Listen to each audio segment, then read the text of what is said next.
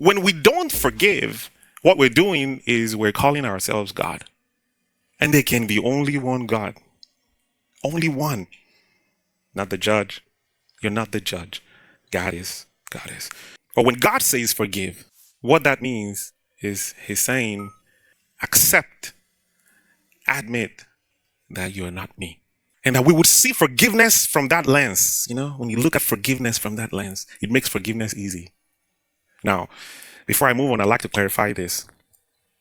Forgiveness does not mean that you're now talking to the person every day.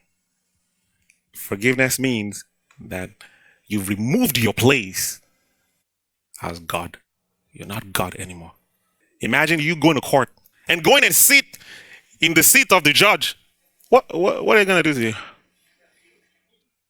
Huh? Do what?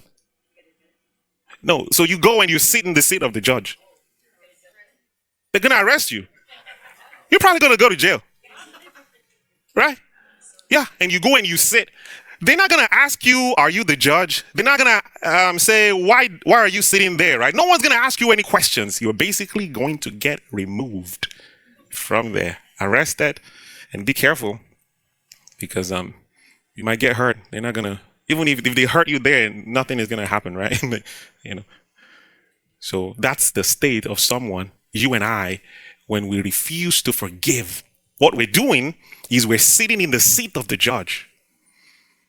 So you're going to get removed. And you know what the removal looks like? It looks like everything you're experiencing in your life today because of unforgiveness. You know what unforgiveness does? It makes us sick. It makes us sick. I mean, if you're here and you've experienced this, you've experienced unforgiveness and the sickness that comes from it, you know exactly what I'm talking about.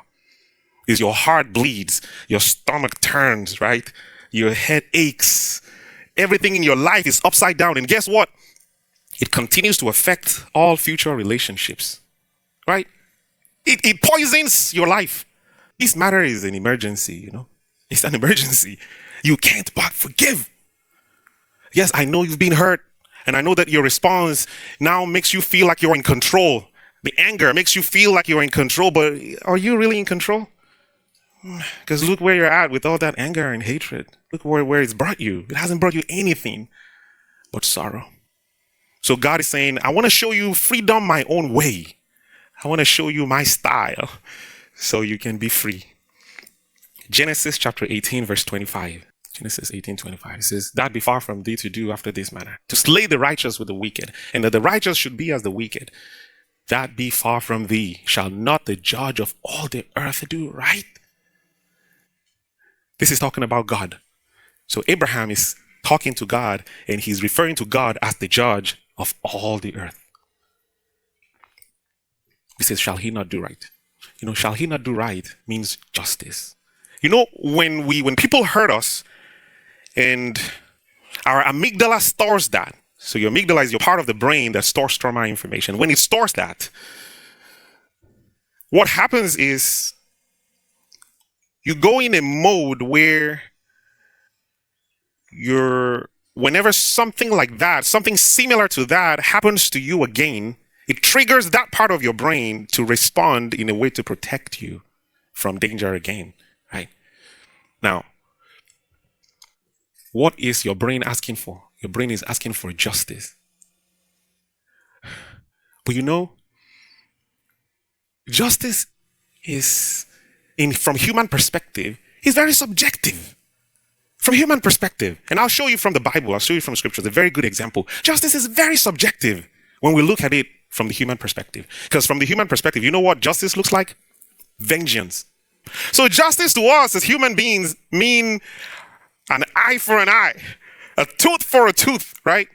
But let me ask you, be honest. Those of you who've avenged yourselves in the past, did it bring peace? It doesn't. You know what it does? It multiplies the trauma. So somewhere in your brain is telling you, well, you got even, but then deep down in your soul, you're hearing you're as much evil as that guy.